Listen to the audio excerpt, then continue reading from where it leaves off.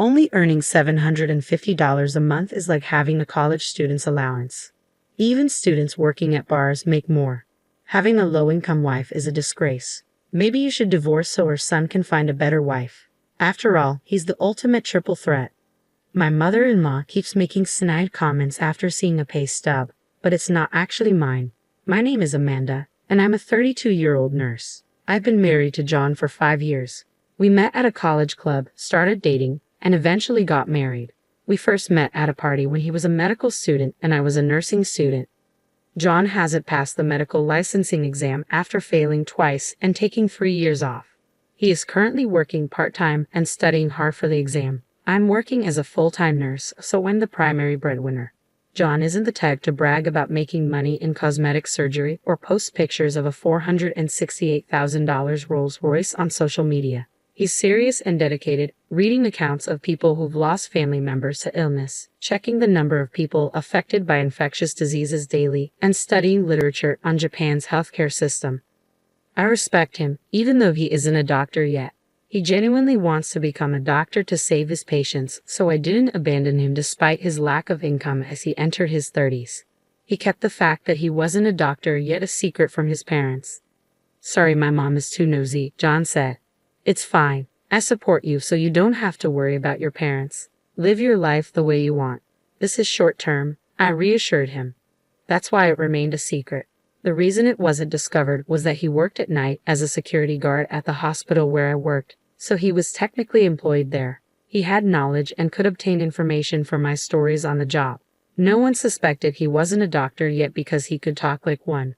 So to his seldom seen in-laws, I said, yes, patients really like him.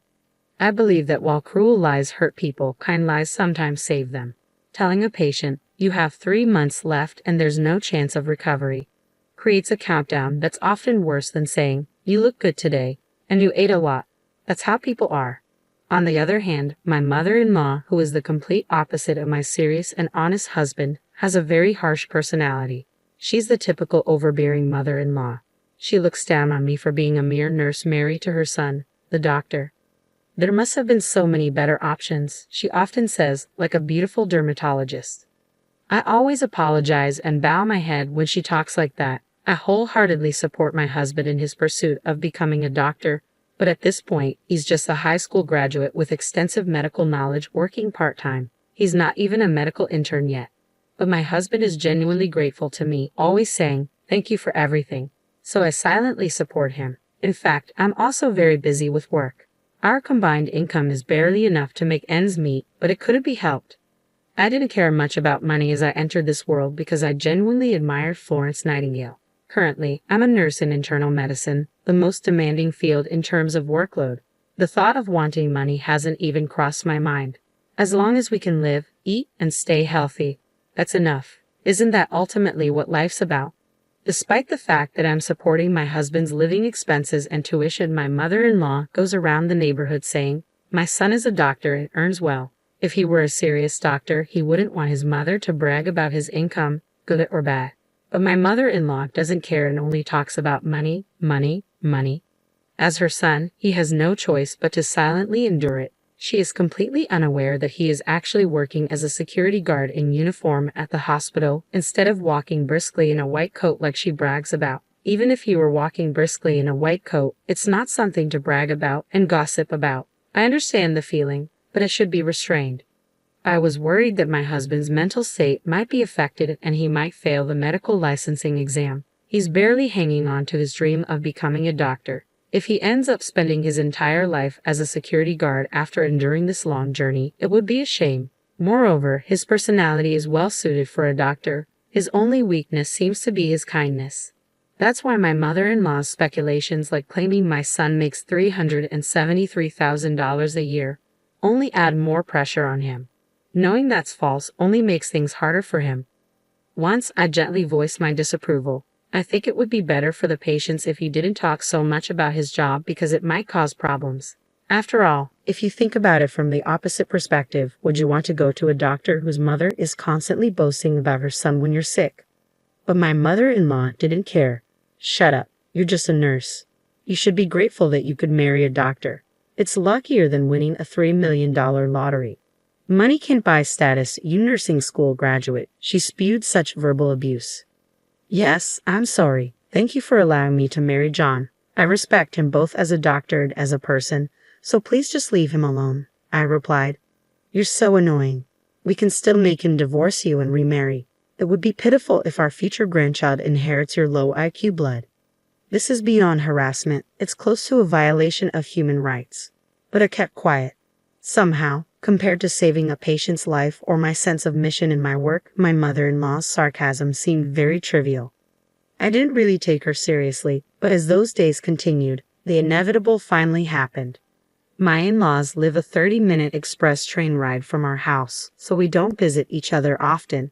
With my busy work schedule, I wasn't around them much, which is why this lie had been working. However, whether out of boredom or impatience, my mother-in-law showed up at our house unannounced.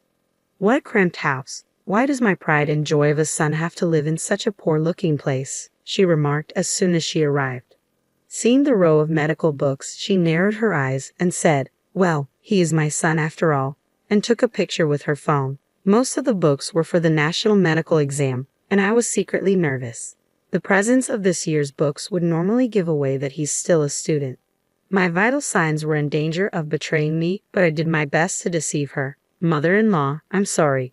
We're both quite busy with work, so we haven't had time to find a bigger place, especially lately. I casually urged her to go home, but she began going through my house.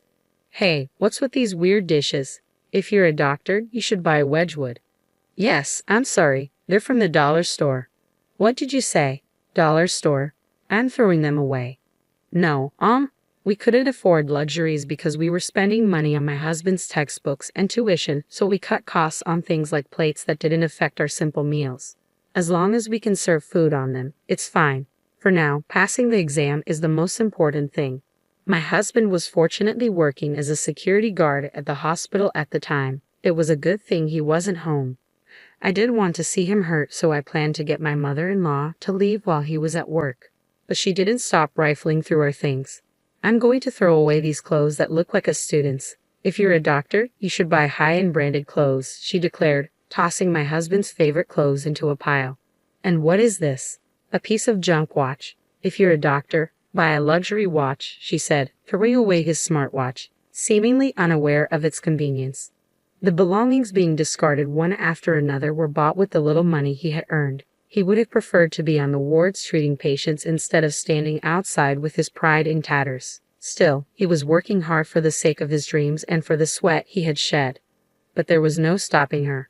It's because he married a poor girl that you have a poor life, even though he's a doctor.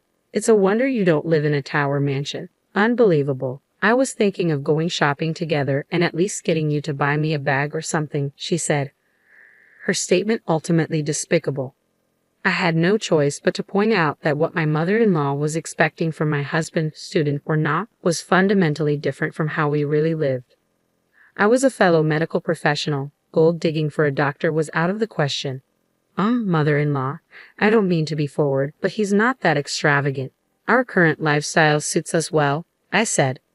I conveyed this casually, but my mother-in-law wouldn't budge. You're so annoying. Do you have any idea how hard he worked to get into medical school? We've been waiting to recoup his upbringing and tuition fees, and it's because of you that we're in this mess. Don't be ridiculous. My mother-in-law, increasingly heated, didn't stop searching my house. She rummaged through not just the kitchen but also every closet, discarding anything cheap. Then, unbelievably, she began to open the clear cases where we kept our utility bills, mail, and other paperwork. That's when she found the pay stubs. They were marked with $750 and $2.25. Despite my husband's name being clearly written on them, she either didn't notice or couldn't read the writing. She screamed, $750. What do you mean, $750? You nurse. That's not my son's daily wage. Even anesthesiologists make $750 a day. And you're the wife of an internist making only $7.50. Are you slacking off at work or what? She began to go insane. That's why you're living in such poverty. You're a money sucker, huh? Barely working as a nurse and deceiving the doctor. You're just a part-time nurse because it sounds good. $750 is nothing, so quit already. That money was earned by him during the younger doctors passing him by, working in the gaps between his study hours for a very low daily wage. It was by no means the same with or without it. I thought it was a very pure number. But my mother-in-law's madness wouldn't stop, and finally the worst happened. "You're a poor, luck-bringing wife. Divorce quickly," she demanded. At that moment, everything came to a head. I heard the front door slam shut. My husband had returned home from his part-time job. His face froze when he saw his clothes and watched cruelly stuffed into a trash bag. He began to silently and carefully pick them up, one by one. My mother-in-law spoke up. "John, I don't mean to be harsh, but please divorce this wife of yours. Why did you, with your high education, high income, and tall height of nearly 6 feet, choose such a pathetic woman? I'm so sad. She only earned $750. But my husband remained silent, his lips tightly pursed, making it impossible to tell what he was thinking. My mother-in-law laughed and added, "I'll bring the divorce papers for you. Leave this dusty room and this disinfected-smelling woman behind and remarry a better woman. You're a doctor. Remarrying is a given." Then my husband slowly stood up and finally said, "Mom, I've been keeping quiet about this, but I'm not a doctor yet." "Huh?" she responded, stunned. "I'm sorry for hiding it, but I haven't passed the national exam yet. And about that $750. For some reason, my mother-in-law was so surprised that she turned to me for help. "I don't understand what he's saying. This $750 pay slip is yours, right?" I decided there was no use hiding it anymore. "No, it's not mine," I replied. My husband chimed in, "That's my salary from my part-time job." "That can't be. You're lying, right?" she stammered. "I'm not lying. It's true," he said firmly. "I'm not a doctor yet. I failed the national exam twice," my husband confessed. My mother-in-law, shocked to find out her son was not a doctor yet, suddenly started acting strangely. As she rummaged through her house, she slipped on some scattered newspapers and fell to the floor, crying out for help. She managed to avoid hitting her head but broke her right arm with a loud snap. My husband and I quickly treated her and took her to the hospital, guiding her to the orthopedic department. But my husband had something important to say. "Mom, I'm sorry, but please don't come to our house anymore. And I don't want you to think of me as your son anymore," he said firmly. Trembling from shock, my mother-in-law listened as he continued. "I knew you were bragging about me, but I put up with it. I felt guilty for lying, but when you insulted the money I worked so hard to earn, that was too much. But I never would have guessed you were a doctor. It doesn't matter if I'm a doctor or not. Do you think I'm studying just to say I earn $750 a day? I'm an adult, and it seems like we can't reconcile our differences in value, so let's cut ties." It seemed that my husband had truly decided to sever his ties with his mother. My mother-in-law, who had found her only purpose in life boasting about her son, seemed completely disheartened. Nowadays, she stays cooped up in her house, apparently too embarrassed to face her neighbors. That same year, my husband successfully passed the medical licensing exam. Though he was a bit older, he started working as a newly minted resident physician and shone brightly, never forgetting to show kindness such as offering tea to the security guards. Our days became very peaceful and happy. If she had just waited a few more months, my mother-in-law's dream would have come true, and she could have seen him in his white coat. It's really a pity, but she brought it upon herself.